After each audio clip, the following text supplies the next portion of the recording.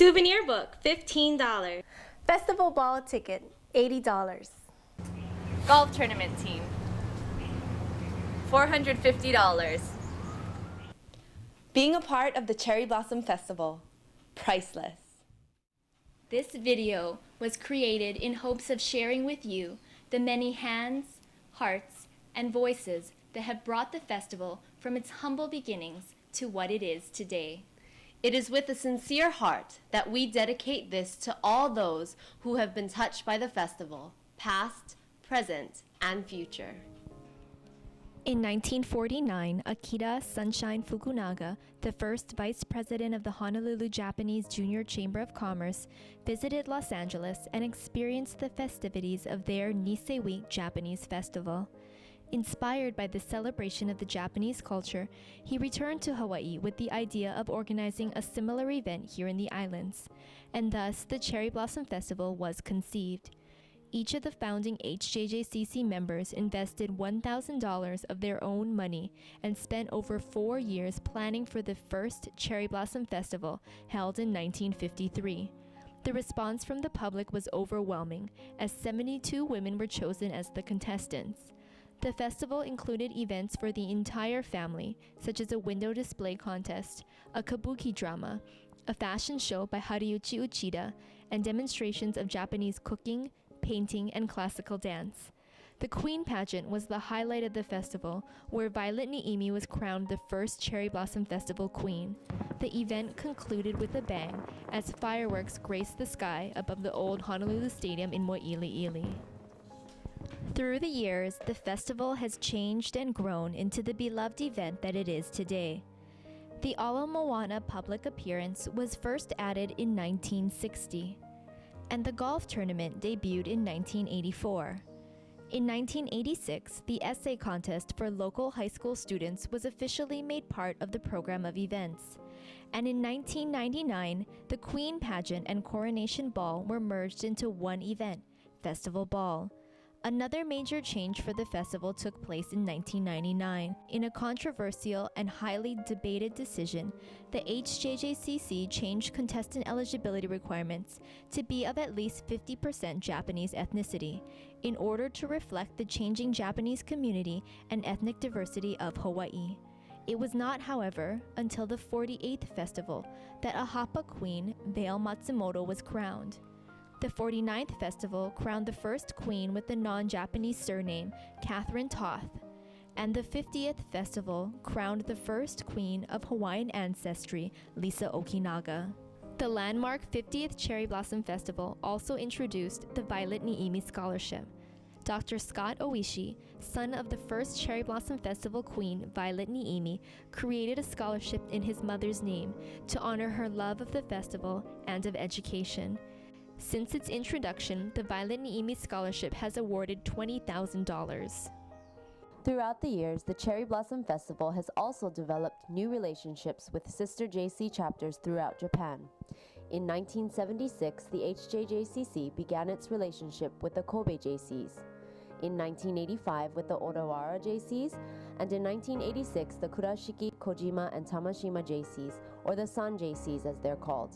Through these sister chapter relations, HJJCC members as well as Cherry Blossom Courts have been able to enjoy cultural exchanges and friendships. Our trips to Japan began long before these sister relations were even established. As far back as 1955, Marjorie Nishimura, the third Cherry Blossom Festival queen, along with a few others, made the first trip to Japan.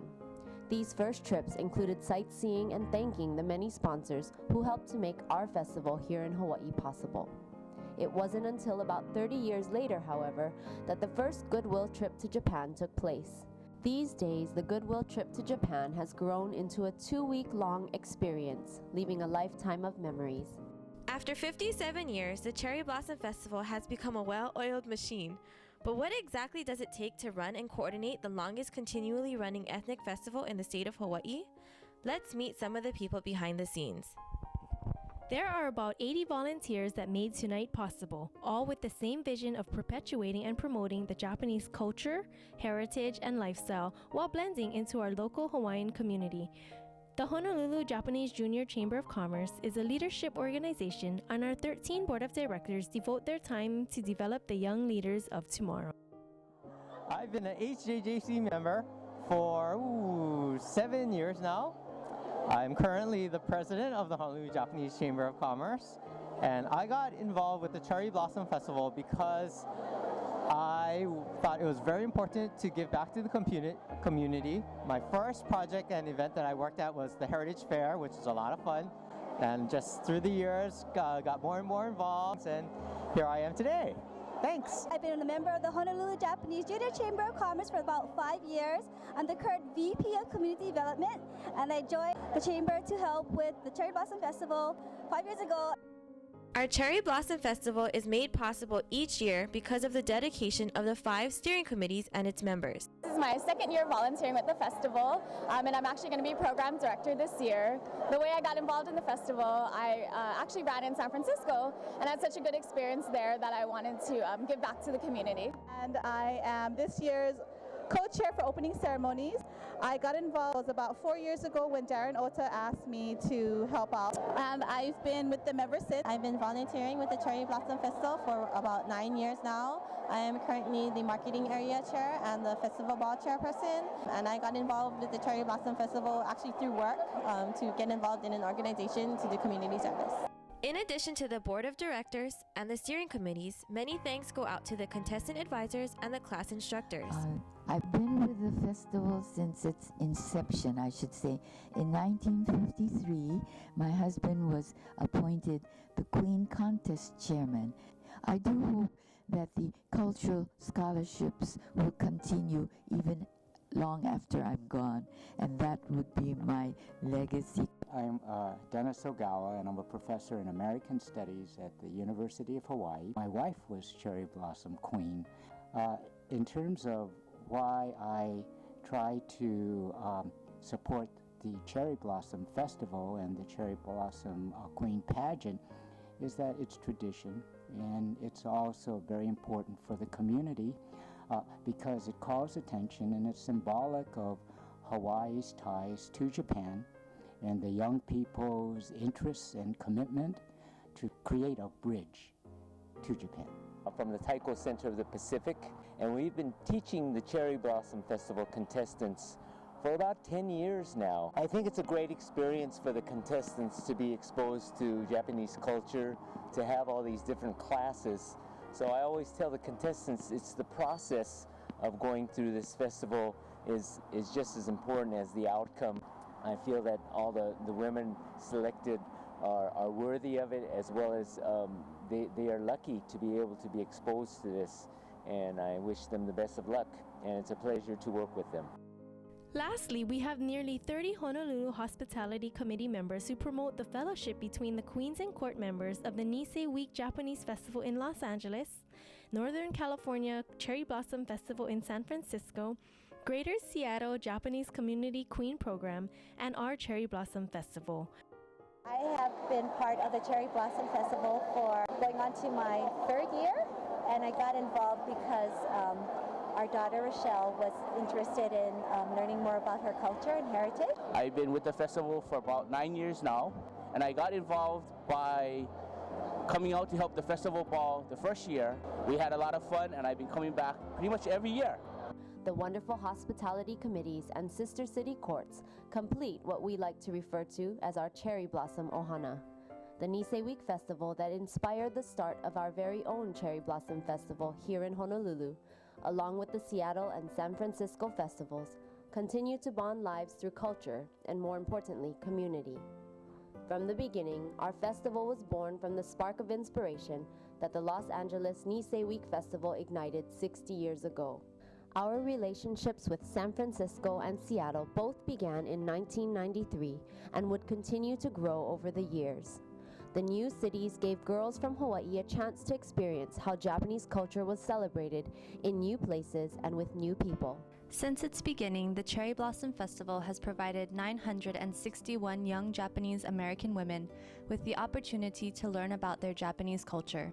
Of those 961 women, 349 court members have been selected to represent the Japanese community in Hawaii both locally and overseas. The festival has demonstrated to be a timeless tradition among the Japanese community here in Hawaii, and despite growing generation gaps, young women still continue to vie for a chance at such an amazing opportunity.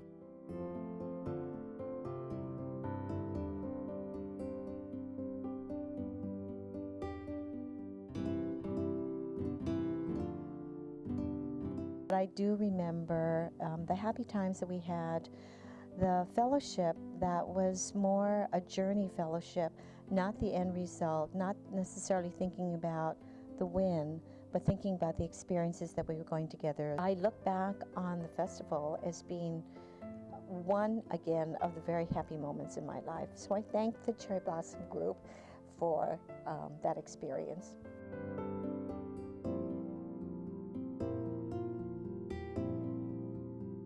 My most memorable CBF moment was when I met a little girl, her name is Ruthie, at the Ronald McDonald House. And even though she was going through a lot with her family and with her health, she had a big smile on her face, and it was so nice to see such a little girl with so much energy. And she had no hair because she was going through chemo treatment, so she actually inspired me to donate my hair. I did it once and I'm on my second round.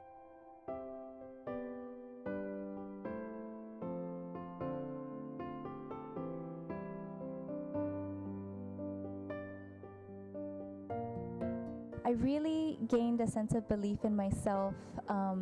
Before the festival, I was just afraid to speak in front of people and to share my values with others. I really felt that the Cherry Blossom Festival helped me to just gain a sense of self and confidence and a belief that I can do it, and I was able to make it through the public appearances.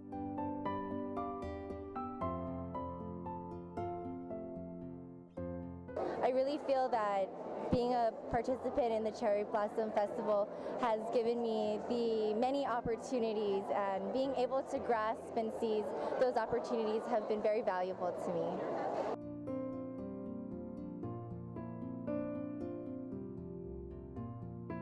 I think the one thing I took away from my experience running in the Cherry Blossom Festival were the friendships that I had made. And I think for me, it wasn't just the court that I became close with, it was all the contestants.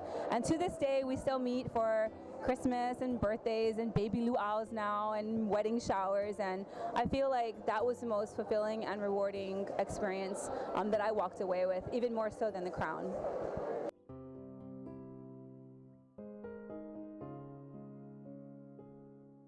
I've met so many different people in different careers, and a lot of them become lifetime friends just from this experience. We're all volunteers, and we dedicate our time to make sure that this festival runs real smoothly.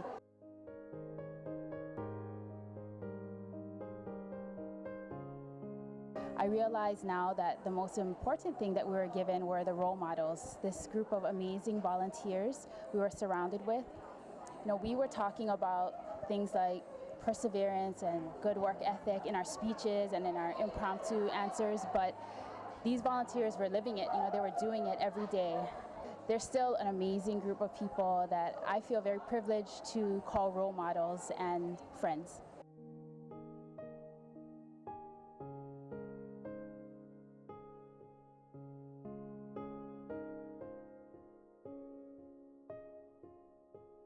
Really helped to develop my passion for what I love to do now, and that would be community service work. And it started then, from the time I was involved in the festival to the involvement with the Honolulu Japanese Junior Chamber of Commerce, and it really had an impact with me then, and it continues to be a very big part of my life now.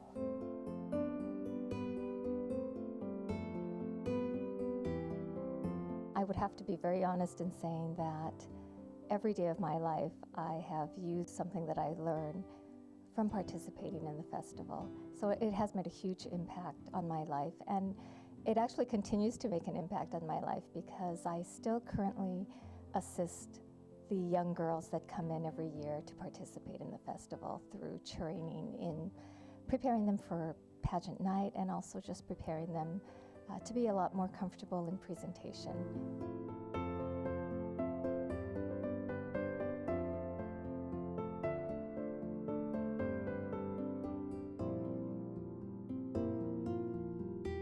I'm currently the Executive Director at the Japanese Cultural Center of Hawaii, and helping us carry out our mission of explaining and teaching about the Japanese American experience here in Hawaii. Of course, to be able to work with the JCs who, I was just so impressed with how much work that all these volunteers, all these young Nikkei, in the community work so hard to put the whole event together. I think that's what inspired me too to become active after that year was over.